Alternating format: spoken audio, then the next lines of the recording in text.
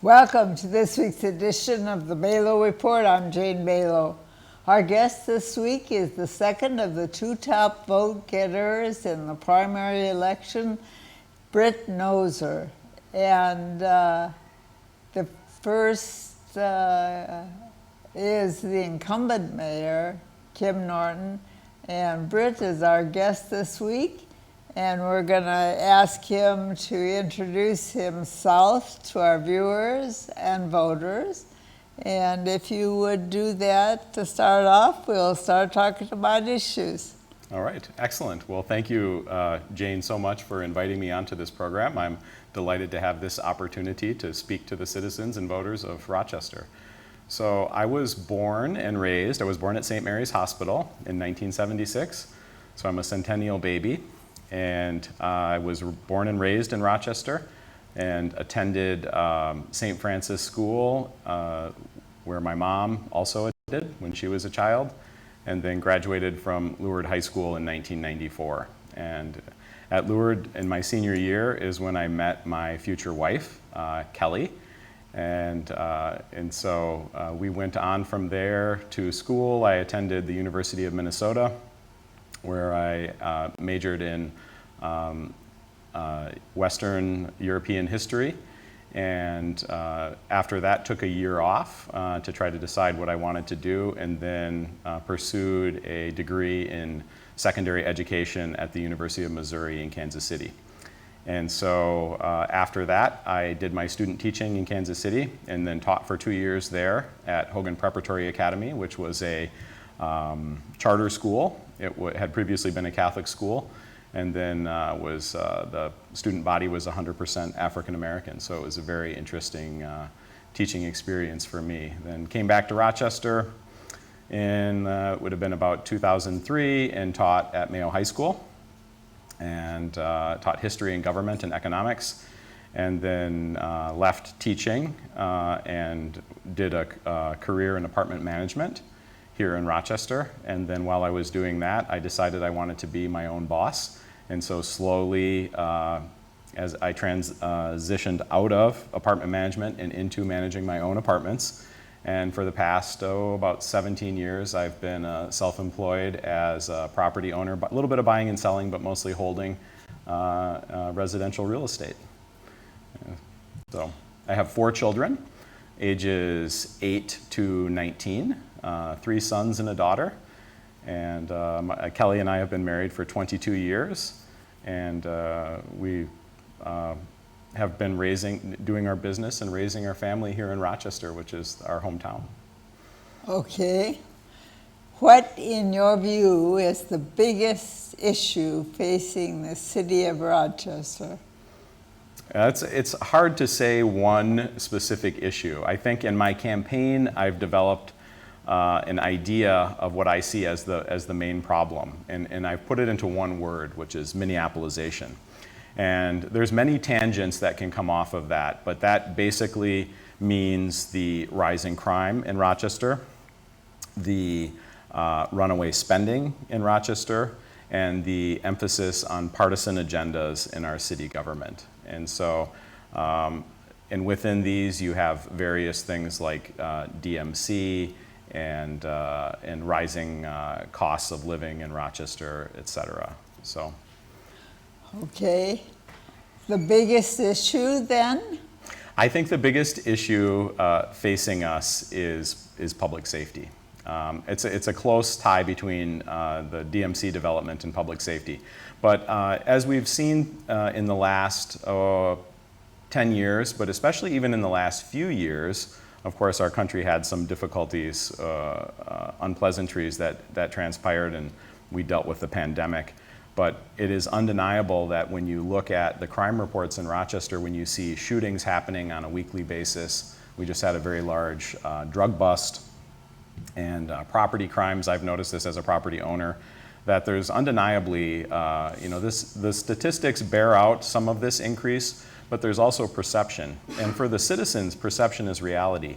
And we are seeing these sort of big city type crimes take place in Rochester, and the citizens are asking questions. We want to know why are we having shootings where there's dozens, if not more, shots fired in one instance. And so I think part of it is the policing, which I think the police are doing a good job, and then sometimes there's the judicial element that has to back up the work of the police, and I think we're lacking there. Now, as mayor, can I do things about that?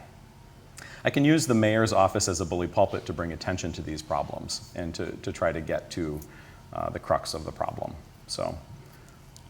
Okay, when your third point about agendas comes up, I'm sure that DMC is one of the main ones because it is taking a more active role in helping us manage growth or miss whatever.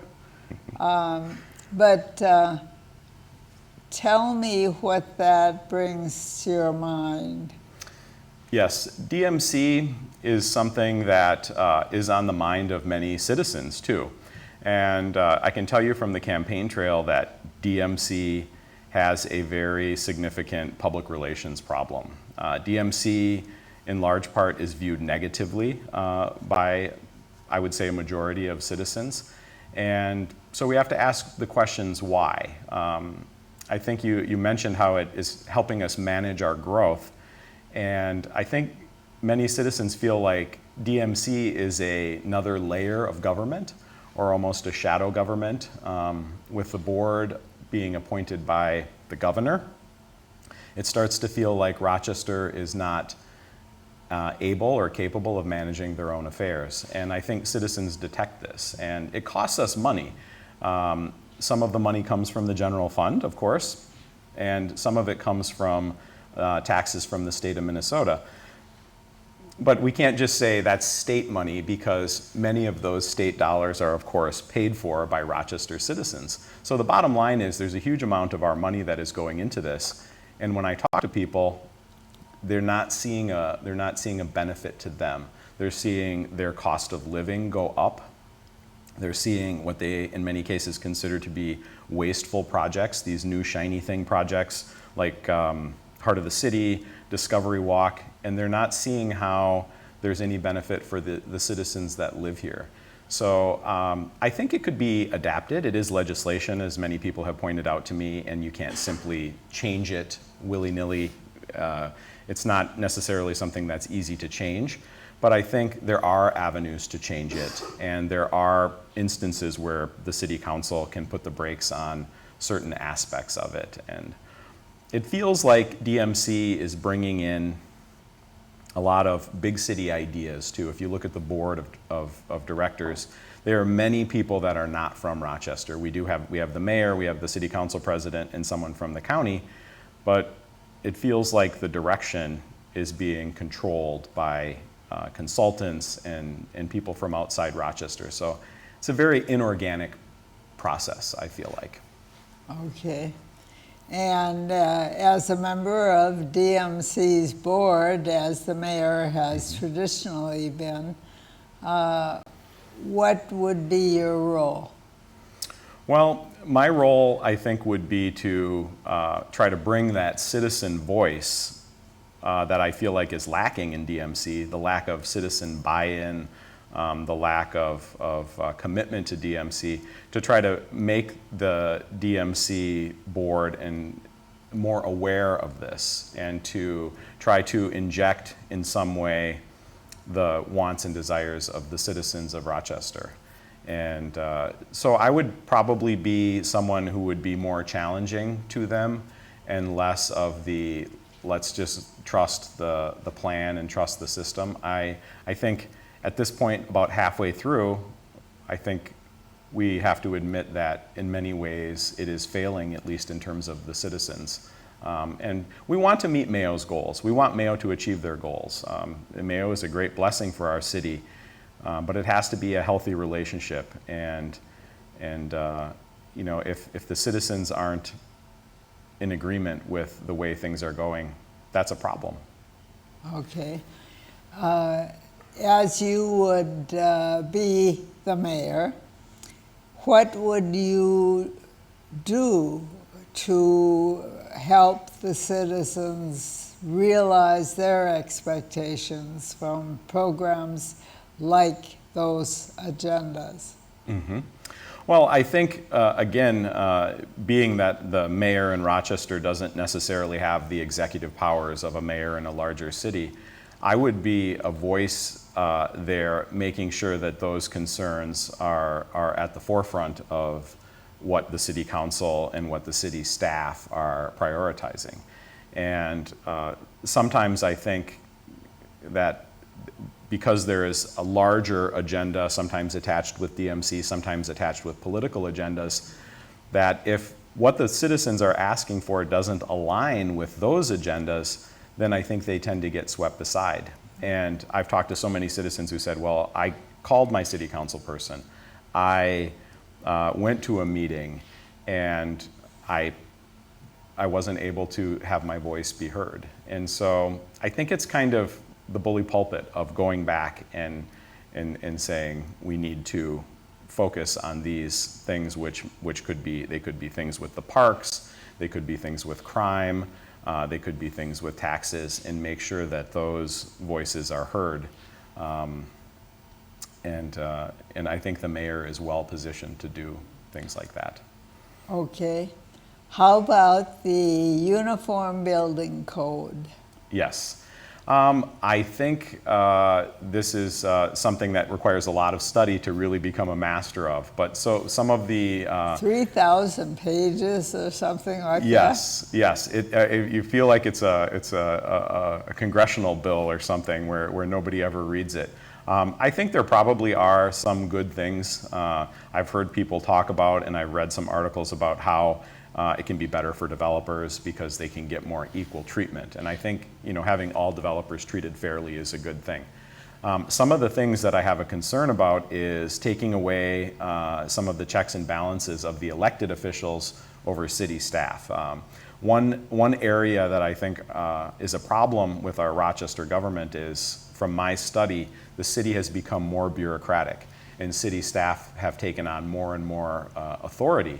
And I think that this is dangerous, and because some of these bureaucrats don't have the experience, or they have a political agenda that they're pushing, and that can overshadow the elected officials, and they can be almost bullied. I've heard some stories about the elected officials being sort of bullied by the city staff.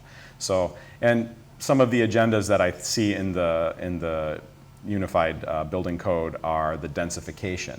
I think densification is a political priority that a certain group of people have, where they want people in smaller dwellings. They want to push people onto public transportation and put people onto buses, when really the demand, or the market demand, is for owning your own home, building generational wealth that way, owning your own car. Most people I know who don't have a car are looking at how they can get a car. And so when the building code is trying to drive the market with regulation rather than demand, I think this is a problem. And that's some of the problems that I see with Okay, transportation was the topic I was going to bring up next. And we're talking about transportation hubs, and the agreement the council reached last night about Mayo supporting this transportation system. What do you think about it? I'm very skeptical of sort of mass transit or public transit. I think, especially in a city the size of Rochester, we do have a unique problem where we need to get people downtown, large numbers of employees, mostly of Mayo Clinic downtown. And so that is something that we have been dealing with. In terms of the bus rapid transit, creating this dedicated corridor on Broadway, I'm very skeptical of those things. Again, I feel that there's a political agenda at work in those things. I don't necessarily think it's being driven by demand. I'm not comfortable also in terms of transit in general, the way they have made the streets in Rochester less navigable by car. I've driven through downtown many times. You have bike lanes, you have these plastic sticks that are coming up in the air, you have weird parking arrangements, And this got the consultant's fingerprints all over it. You have places where you have enough room for maybe 2 lanes and a turn lane, and now you just have 1 lane. So if you're trying to make a right-hand turn, you could wait through a light because of that. And then you have the Broadway redevelopment where they put a median in on Broadway, which prevents people from making turns and will make snow removal complicated. So I have a big problem with creating artificial congestion on our streets in an effort to push people onto buses or bikes. I think, again, this is an ideological plan. This is not driven by demand. And I think that as public servants, the work we do should, in many cases, be driven by demand of the public. They are the boss. They are the ones paying the taxes. And I don't like this over-engineering of the city that makes transportation overly complex. Okay. The homeless have been a problem that has been growing in spite of a lot of amelioration by the city and the county and private organizations. Mm-hmm. What do you think should be done? I think some of the things that are being done, I think, have met with some success, like Dan and Holly Fifield with the landing, I think is a great success. I think it is a problem despite these efforts, as you have said, but I really feel strongly that this is an area where government is very unsuccessful, and the county is very unsuccessful overall as a whole. It's much better left to private organizations like the landing. I think that one component of that is they must not allow these tent cities, camping in public parks, because this doesn't serve the person in need, and it doesn't serve the citizens. So I think that it needs to be established that there's a zero tolerance for this type of thing. I think that is one of the first steps. Another thing that I would really like to see is more involvement from churches, from the mosques, synagogues, religious organizations, because it is my feeling from talking to a number of people, including some of the people that I already mentioned, that one component that is lacking and maybe holding some of the people that are struggling with homelessness is a lack of spirituality. And I think this is a component that especially the government always ignores. And this might be something, and just from some success stories that I've heard, faith-based recovery programs and faith-based homeless assistance programs tend to be much more successful. Okay. As a former teacher, I know that education is not a role that the mayor usually is involved with, except as a part of the crime problem. Mm-hmm. And what would you recommend for the public schools with respect to a presence on the campuses mm-hmm. of people who are from law enforcement? I think it is with acknowledging the fact that education, as you said, is not the purview of the mayor. Although I think there can be some voice, though. I would say that as sort of a leadership position in the city, the mayor is somebody who could have a voice, at least to bring the people's concerns forward through another avenue. But in terms of the law enforcement, I think that is, unfortunately, these days, a necessary component in our schools.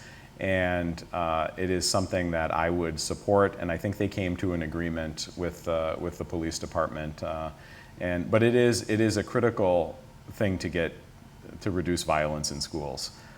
The idea that children at any grade level have to be fearful of violence in school I can think back to my days as a student and as a teacher.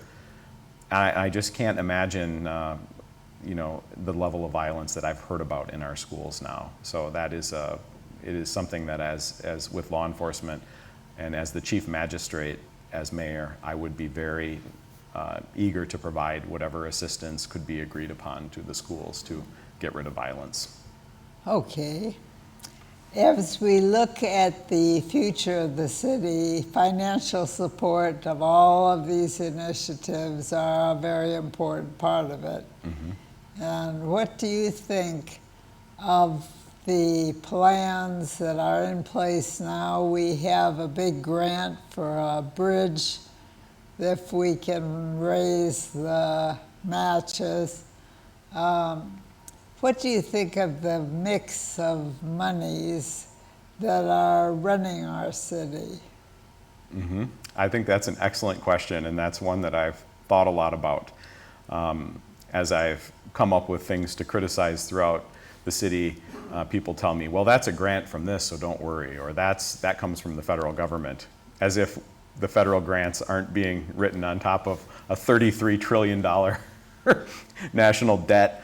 I think that in general, Rochester has been conservative in its spending, and I think we should try to continue on this track. I think getting grants is fine, but I think, as you're sort of alluding to, you create in many cases a unfunded future liability. And when you say we're putting another bridge in, well, that's another bridge that needs maintenance. And it's a balance between growth and necessity. And one of my challengers in the primary, Dean Koutsoukos, he talked frequently about telling city departments and which includes the development, to have two lists. One is a wish list, and one is a necessity list. And I think that Rochester is, as I mentioned with Minneapolisation, we are going too far with spending. We are too free with spending. Just because we can cobble the finances together doesn't mean we should do the project. And I think we need to be more cautious about how we spend money. The money is tax money, and citizens pay this money. It's not, unless it's a grant from a nonprofit completely. If it's a grant from the federal government, or if it's a grant from the state, or if it comes from city money, citizens gave their sweat and blood to pay those taxes. And I think that we need to be more cognizant of that when we're saying, hey, we're going to spend $20 million on this or $15 million on that, and also creating those future liabilities that will cost money down the road. Downtown, with its mix of trees now and the historic entities like the Chateau Theater, and the pool that is now in front of the Chateau Theater in downtown, and the fact that some of the big industries during the pandemic had people working at home, which meant they didn't go to lunch as often downtown or shop as much in the noon hour. And what do you see as the future for the downtown? Well, I think first of all, we need transparency from especially Mayo Clinic about are we bringing employees back, because they won't tell us exactly how many employees have left downtown. But we need to know that in order to plan properly. And so I see, so we need to work with Mayo on this. I think a lot of the money they've spent downtown is a complete waste. I think the Peace Plaza is a disaster. I think it's my personal opinion of the artistic quality of it is very low. The construction quality is low.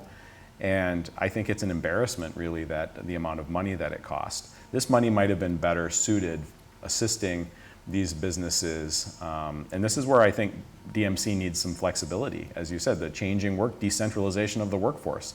Will it ever change? And so I think we don't need to be locked into this runaway train of we must continue along this track. I think the money would have been much better suited restoring the Chateau Theater. This is an artistic treasure. It's a cultural treasure that our city has. Why is it so hard to do the right thing and just restore it? We have a $10 million budget at the library, which I think if we're cut in half, I'm not sure anybody would notice. And why couldn't we don't have to, I'm all for the library and reading books, but we need to get transparency in government about what is the library doing, and could that money be better used by a majority of citizens doing something else? And I think it's fine to spend money on education and the arts, but I think there needs to be better balance. The library budget is almost as big as the parks budget. And to me, and many people I've talked to on the campaign trail, they're very surprised by that. And so again, there's no money for the chateau, there's no money to assist downtown businesses, and yet we're spending huge amounts of money at the library. And for cost-benefit analysis, the benefit doesn't seem to be there. Part of what we're spending is being influenced by Washington, and we know what kind of controversy that has erupted in the country. So how do we get a hold of our city again? How do we manage it? Sort of getting our sovereignty back as a city, and as a sort of returning to home rule, if you will. I think this is a difficult thing, because when these mechanisms, I'm new to politics, but I'm not naive to think that there aren't a lot of mechanisms. There's a machinery that's moving that's very hard to stop, and I think that's kind of what you're getting at. How do we do that? Well, we have to start incrementally, and we have to, and certain cities around the country have taken some steps to regain their sovereignty. And I think that this is something that Rochester citizens are ready to do. And again, as the mayor, you could bring attention to these things. Many people, because they're busy with their daily lives, they're busy raising their children, they're busy with work and with other activities, that there's a education component and an engagement. And I think we have the engagement piece in place. I've noticed that on the campaign trail, lots of energy. And now we need to work on the education, because the citizens have the ultimate veto power. And that is, they can vote for different people who will do different things. And I think that's something that we have to encourage, and I think is sort of happening in this coming election cycle. But it is a difficult thing. And it's, people have told me, like, well, don't overpromise. And I understand what people are saying, but I'm really coming in as somebody with a fresh look from the outside. I don't have any institutional blinders, and I'm someone who will come in and ask questions like, well, why can't we do this? This is a federal whatever. Well, is there a workaround? Do we have to do this? And I think that there could be some success in doing that, or at least I'm willing to try. Okay, we are down to our last 3 minutes of this half hour, and I want to leave that for you to make your statement to the voters and the people in our audience. Yes, well, thank you so much again for inviting me. I really appreciate the opportunity. As I'm coming into this, as I've said on other occasions, I'm just an average citizen, and so much of what's happened in our city to many people feels unnatural or inorganic. It doesn't feel like the natural trajectory of our city. And I'm someone who values that natural growth of Rochester. And so I would like to see Rochester follow Rochester's path and not follow the path of other cities who adopted the ideas that we're now adopting, and then that led to their downfall. So I care deeply about the city. I have very deep family roots here. I've raised my children here. I'm raising my children here. And I know Rochester will change and evolve, but I want it to be a natural change and natural evolution, and not a reimagining or a consultant-driven recreation of Rochester. I don't think that's what the Rochester citizens want, and I would like to try to bring that voice into City Hall, so the citizens feel like they're part of the deal, and that they're in on what's going on in Rochester. So thank you very much.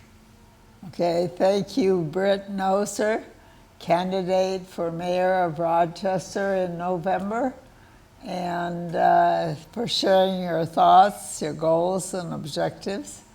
And we thank you, our viewers, for your interest in the city and the surrounding area, our state and our nation and the world. We'll be with you again next week, same time, same channel. In the meantime, have a good week and have a very good night.